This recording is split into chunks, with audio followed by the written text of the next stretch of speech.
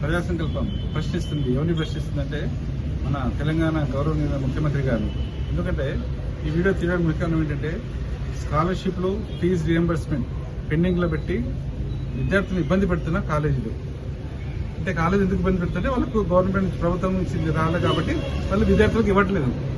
ఎంతోమంది విద్యార్థులు డిప్లొమా అయిన వాళ్ళు ఇంజనీరింగ్లో జాయిన్ అవుతున్నారు, ఇంటర్మీడియట్ అయిన వాళ్ళు ఎంసెట్లో జాయిన్ అవుతున్నారు.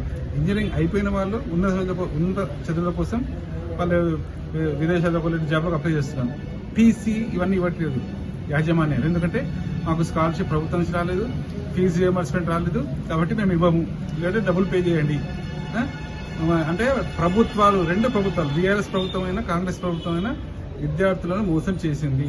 ఎస్, తక్షణమే ఆ ఫీజు రియంబర్స్మెంట్ లేకుంటే స్కాలర్షిప్లు విడుదల చేయండి, లేదంటే యాజమాన్యాలకు చెప్పి విద్యార్థులకు టీసీలు అండ్ ఏవైతే వాళ్ళకి అవసరం ఉన్నాయో అవన్నీ ఇప్పించేటట్లు ప్రభుత్వం చర్యలు తీసుకోవాలని ప్రజా సంకల్పం డిమాండ్ చేసింది. ముఖ్యమంత్రి గారు తక్షణమే మీరు స్పందించి విద్యార్థులకు న్యాయం చేయండి. ఇప్పుడు ఆల్రెడీ ఎంసెట్ స్టార్ట్ అయిపోయింది, కౌన్సిలింగ్ స్టార్ట్ అయిపోయాయి.